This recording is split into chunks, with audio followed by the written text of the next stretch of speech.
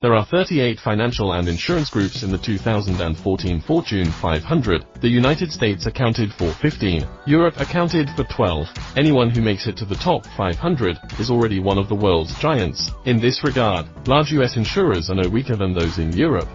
But from the top 100, or the top 200 to see, Europe still has certain advantages.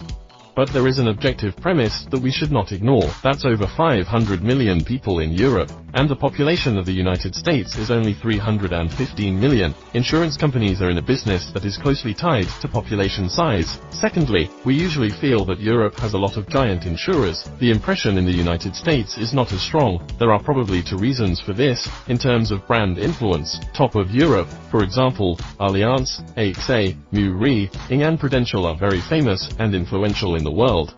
And the top ones in the US, in addition to AIG, Metropolis, others such as stock god Warren Buffett's Berkshire Hathaway, United Health and other companies, a lot of people not in the industry have never heard of. In terms of market environment and industry regulation, the process of economic integration in the EU has led to the formation of an EU insurance market with a converging system.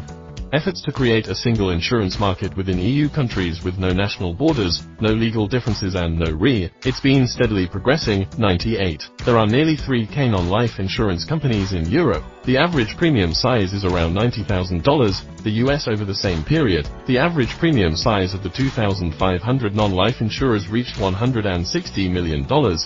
In order to create effective economies of scale, contributing to the formation of the EU single insurance market, the EU has gradually introduced the Reinsurance Directive, and the first to fourth generation of insurance directives. One of the fourth generation insurance directives has unified life and non-life insurance. In the Solvency Supervision Indicator System, harmonization of regulatory policies in the area of financial hybridization, and the system has been refined, making it more operational.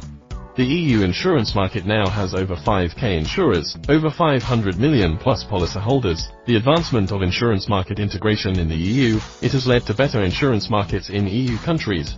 But at the same time, this integrated market also has another consequence. It is the monopolistic competitive market that begins to form.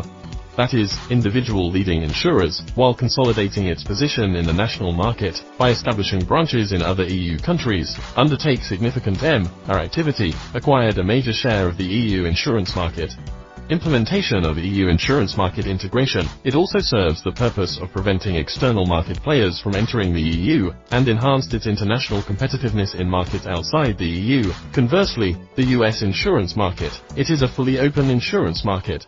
In terms of market access and business licensing, in addition to US federal law, state law, and the commitments of WTO member states, the United States has not adopted excessive restrictions on the entry of offshore insurance institutions into its insurance market.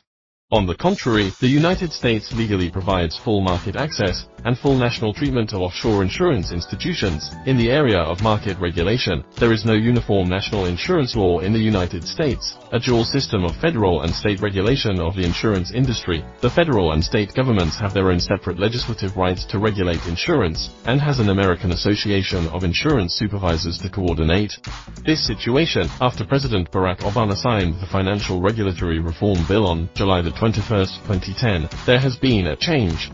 The new financial regulation bill has had a dramatic impact and influence on the regulation and development of the insurance industry in the United States, and uniformity is at the root of the impact. The new bill provides that new Office of Federal Insurance established within the United States Department of the Treasury changed the substantive lack of a uniform federal-wide insurance regulator in the United States. In addition, the new bill also passed the Non-Licensed Insurance and Reinsurance Reform Act, an act within an act, in two areas of insurance regulation, i.e., the insurance and reinsurance market set up nationally uniform standards, clarifying regulatory responsibilities, avoiding regulatory gaps and multiple regulatory issues.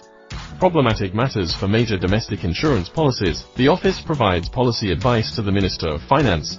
Careful consideration is required with regard to international insurance. The office assists the federal government in developing relevant policies, including representing the U.S. government in the International Association of Insurance Supervisors, IAIS, assisted the Minister of Finance in negotiations. Put it briefly, the new bill focuses on enhancing the protection of insurance consumers, i.e., protection of policyholders' rights, emphasis on moving from the state level to a unified federal level of oversight, and enhanced regulation of systemically important institutions in the insurance industry. For the United States insurance industry, the new regulatory regime brings more than just operational and compliance challenges. It also contains a rare opportunity for business expansion and market share gain. In this regard, there is also already a successful experience of the previous EU market. Probably, the future of the US insurance market the giants will see a rise in market share. Market concentration will increase.